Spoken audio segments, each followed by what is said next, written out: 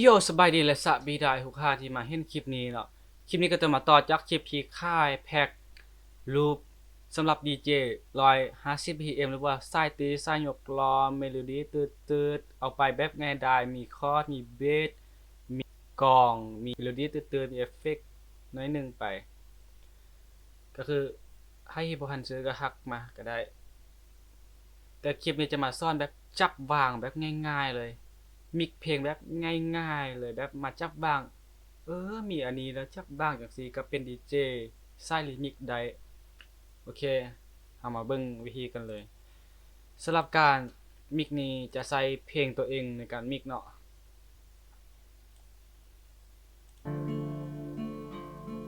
คอยคงจะตาย เคยคงจะตาย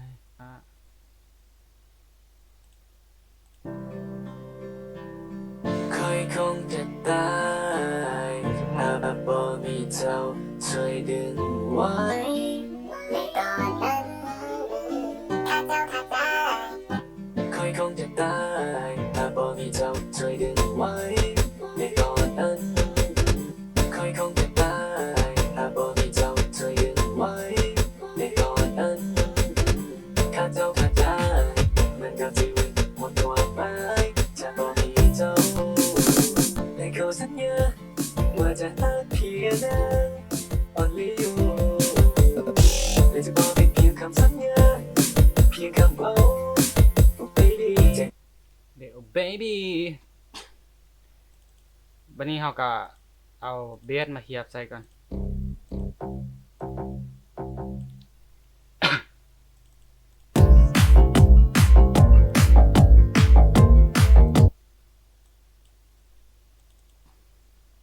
เบสเฮาหรือว่าผักส่วนแพ็กนี้มันเป็นของคีย์สีเฮามาเบิ่งคีย์เพลงกันว่ามันเป็นคีย์หยัง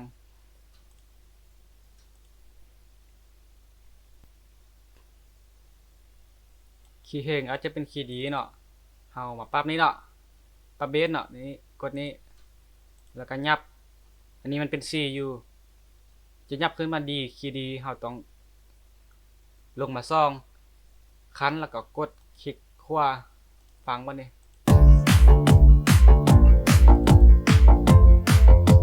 เข้าละ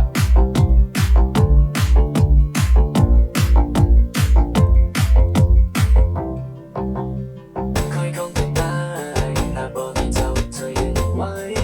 ในตอนนั้นข้าเจ้าขาดได้เหมือนกับชีวิตหมดตัวไปจะบ่มีเจ้าได้ขอสัญญาว่าจะรักเพียงนั้น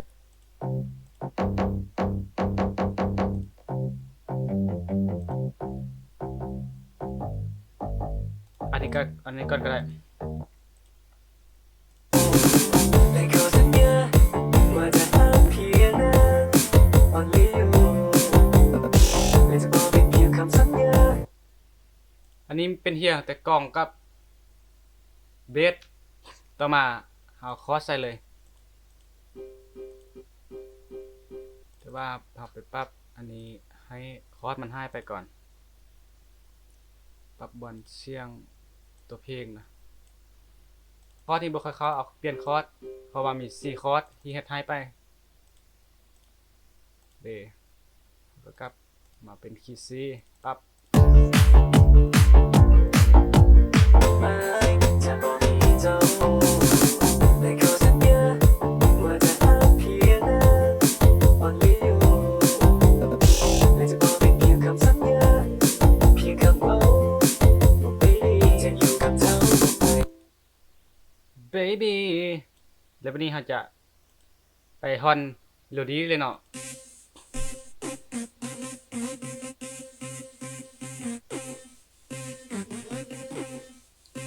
สมมุติเนี่ยเนาะคือเก้าฮอนเมโลดี้ก็คือเฮามาปรับให้มันเป็นคีย์ดีเพราะว่าเพลงเฮาเป็นคีย์ดีแล้วเด้แต่ว่าพื้นฐานอันแพ็กที่ให้ไปเป็นคีย์ C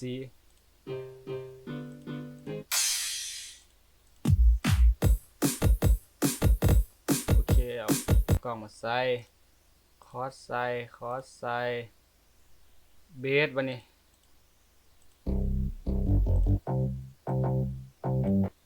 โ สนี่เบสใหม่หาก็มาปรับให้มันเป็นคีย์ดีโอเคเอา เพียงแค่เฝ้า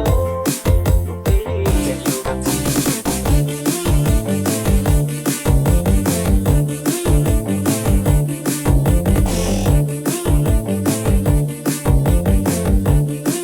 มันบอกว่าจังบ้าต้องปรับ จะอยู่กับเธอ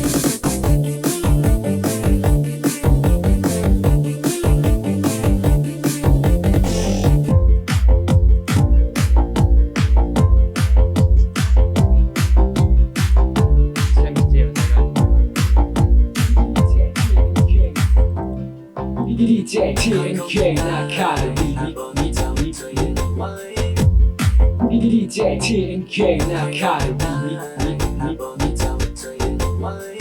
ในตอนนั้นแต่เขาสัญญาว่าจะหาเพียงนั้นจะอยู่กับเธอเพียงแค่เฝ้าไม่ได้จะอยู่กับเธอ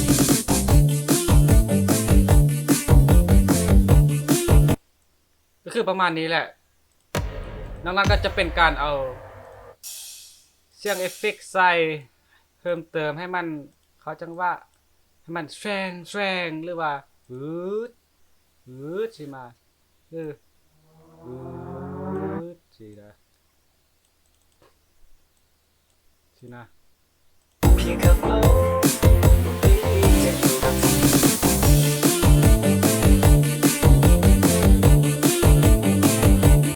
เรื่องนั้นก็จะเป็นการมิกก็คือปรับ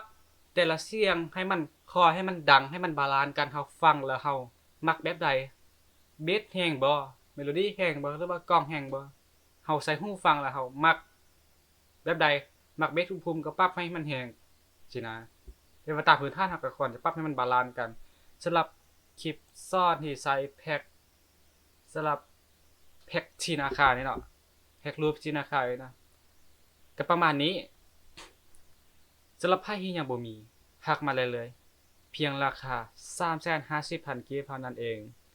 ไปจับบางง่ายๆแล้วก็เปลี่ยนคีย์แบบที่ซ่อนเลยแล้วง่ายๆว่าจะเป็นต้องไปเขียนคอร์ดเขียนหยังจับบางเปลี่ยนใส่กับเพลงเท่านั้นเองจบ